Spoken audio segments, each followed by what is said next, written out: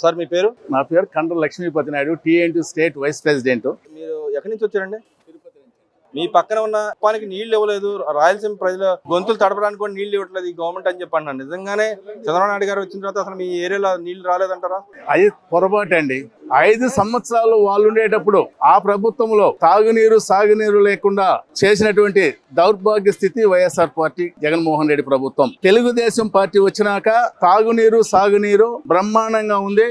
ఎక్కడ చూసినా చంద్రబాబు ముఖ్యమంత్రి నాటి నుండి ఈ రోజు వరకు కూడా బ్రహ్మాండమైన వాటరు, ఎక్కడ చూసినా చెరువులు కుంటలు బ్రహ్మాండ సమృద్ధిగా ఉన్నటువంటి ఈ పరిస్థితి అండి. ఇవన్నీ చూసి వారం లేక ఏదో ఒకటి చెప్పాలని మాట్లాడడం తప్ప చేసింది మనం చేయలేదు.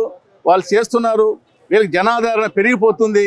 రేపు మన పార్టీ ఉంటుందో ఉండదో, జనాల్లో వీళ్ళు చేసే సంక్షేమ పథకాలు, వీళ్ళు చేస్తున్నటువంటి మంచి పనుల గురించి మనకు రేపు పొద్దున్నే పార్టీ ఉంటుందో ఉండదో భయభ్రాంతులు వాళ్ళు ఏదో ఒకటి మాట్లాడాలి, మనం కూడా ఉన్నామని తెలియాలని ఉనికిని కాపాడుకోవడం కోసం ఏది పడితే అది మాట్లాడడం తప్ప చేసే చేతగాక చేసిన వాళ్ళపై బురద తెలడం ఇది ఆనవాయితీగా మారినటువంటి ప్రభుత్వం వైఎస్ఆర్ పార్టీ ప్రభుత్వం. అంటే వాళ్ళు చెప్తున్నారు ఏదైతే చంద్రబాబు నాయుడు రాయలసీమ ద్రోహిగా మిగిలిపోయాడు, ఆయన రాయలసీమను రత్నాలసీమగా మార్చి దశ దిశ నిర్దేశించే వ్యక్తి నారా చంద్రబాబు నాయుడు అని కూడా తెలియజేస్తున్నాను బ్రదర్. అంటే ఇక్కడ రాయలసీమ నీళ్ళ విషయంలో చాలా అన్యాయం చేస్తున్నాడు. రేవంత్ రెడ్డితో కలిసి మన రాష్ట్రానికి రావాల్సిన నీళ్లు తేలేని పరిస్థితిలో రాష్ట్ర గవర్నమెంట్ ఉంది, చేతులు ఎత్తేసారు. ఈ రోజు చంద్రబాబు నాయుడు రేవంత్తో కలిశారని చెప్పుకునే ముందు గతంలో ఉన్నటువంటి కేసీఆర్తో కలిసినటువంటి కేసీఆర్ తెలంగాణ నాశనం చేశాడు, జగన్మోహన్ రెడ్డి ఆంధ్ర రాష్ట్రాన్ని అది నాశనం చేశారు. వీళ్ళిద్దరు కుమ్మకే రాష్ట్రం నాశనం చేశారు.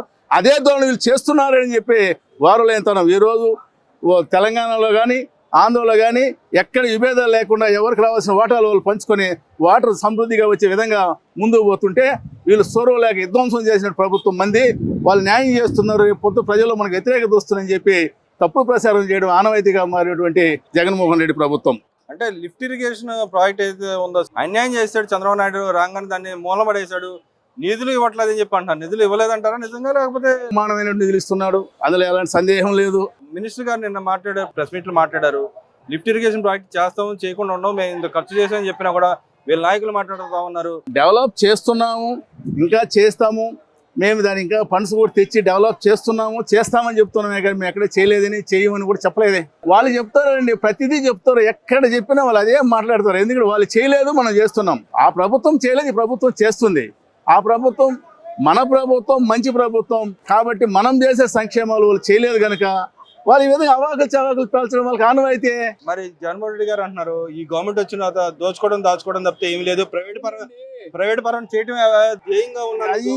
అదే వాళ్ళు చేసింది అదే కదా, వాళ్ళు చేసి విధ్వంసమే కదా, వాళ్ళు చేసింది కరప్షనే కదా, వాళ్ళు చేసిన దందాలే కదా.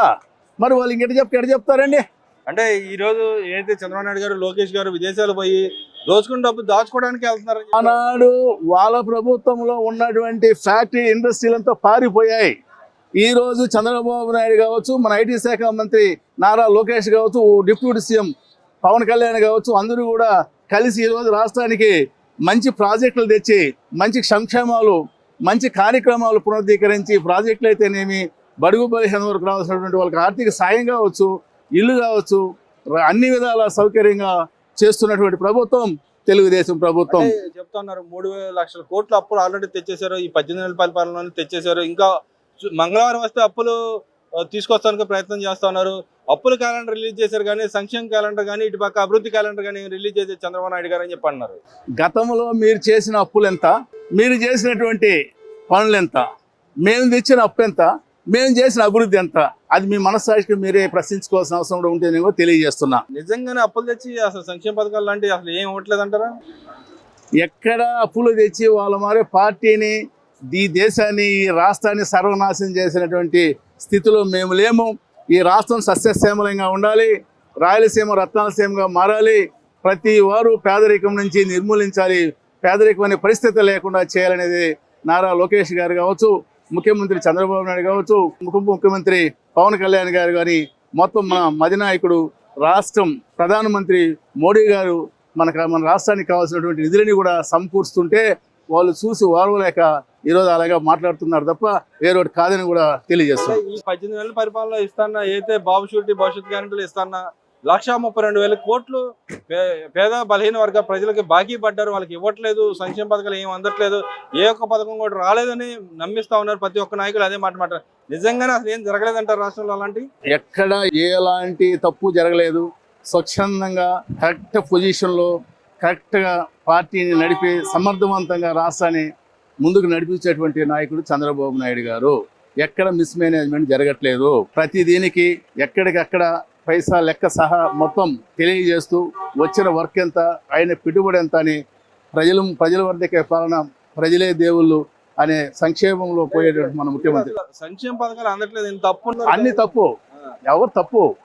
గిట్టని వాళ్ళు ఇవ్వలేదు కాబట్టి మనం ఇస్తున్నాం కాబట్టి వాళ్ళు చెప్తున్నారు అంతే, ఇంకేం లేదు. మరి 1,32,000 కోట్లు నిజంగానే జనాలకు ఇవ్వలేదంటారా? వాళ్ళు ఇవ్వలేదండి. మనం రావాల్సిన సంక్షేమాలు ఎవరికి చేరాలో అక్కడ చేరుతున్నాయి. ఎక్కడ దీంట్లో అవ్వాల్సిన సంఘటనలు జరగట్లేదు. క్లారిటీగా ఉన్నాడు మన ప్రభుత్వం, మన నాయకుడు, మన మంత్రులు, ఉమ్మడి మా కూటమి నాయకులు అందరూ కూడా క్లారిటీగా ఉన్నారు. ఎక్కడ తప్పు అనేదానికి చోటు లేదు. మరి వాళ్ళు చెప్తున్నారు, వాళ్ళు చెప్తారు, వాళ్ళు చెప్పడానికి ఏముందండి? వాళ్ళు చేయలేదు, మనం చేసాం, చేసి చూసి ఓరవలేక చెప్తారు అంతే. మరి క్రెడిట్ చోరీ పాల్పడుతున్నాడు చంద్రబాబు, వాళ్ళు చేసినవన్నీ చెప్పుకొని తిరుగుతున్నాడు చంద్రబాబు నాయుడు గారు. వాళ్ళు ఏం చేశారో మనం చెప్పండి. వాళ్ళు ఏం చేశారో మనం ఏం చేయలేదు, ఒకటి చెప్పండి. మొన్న గూగుల్ సంస్థ వాళ్ళే తెచ్చారంట, నిన్న భోగాపురం ఎయిర్పోర్ట్ కూడా వాళ్ళే కట్టంట. ఆ రోజు ఎవరు చేశారు, ఎవరు ఆపారు, ఎవరు చెప్పారు, ఎవరు ఏ ప్రభుత్వంలో రన్ అవుతుందో కూడా మీరు తెలియజేసిన అవసరం కూడా ఉంది. మన ప్రభుత్వం జరుగుతూ ఉన్నాయి, వాళ్ళ ప్రభుత్వం మీరు ఎందుకు చేయలేదు? 5 సంవత్సరాలు ఎందుకు చేయలేదు? ఈరోజు ఎందుకు నడుస్తున్నాయి? తప్పండి, తప్పు, బాగా తప్పు. మరి 2029 నేనే వస్తాను అధికారంలో నాదే అని చెప్పి అంటున్నాడు కదా. సరేలే చూద్దాం. వైఎస్ రాజశేఖర రెడ్డికి వైఎస్ జగన్మోహన్ రెడ్డికి మధ్య తేడా ఏం కనిపించింది? రాయలసీమ ప్రజగా మీరు ఏం చెప్తారు? ఆయన రాజశేఖర రెడ్డి కొంత అంతో ఎంతో కొంత నీతి నిజాయితీ పరుడు. ఇంత జగన్మోహన్ రెడ్డి అంత కరప్షన్ అయితే కాదు, ఇది వెరీ క్లియర్. అంటే పరిపాలన పరంగా ఎలా అనిపించింది రాయలసీమ ప్రజలకు? మీకు ఏమనిపించింది? అంటే తెలుగుదేశం ప్రభుత్వం బ్రహ్మరథం పడుతున్నారు. చంద్రబాబు నాయుడు ఇంకా 25 సంవత్సరాలు చంద్రబాబు నాయుడు ముఖ్యమంత్రి, మీరు నోట్ చేసుకోండి.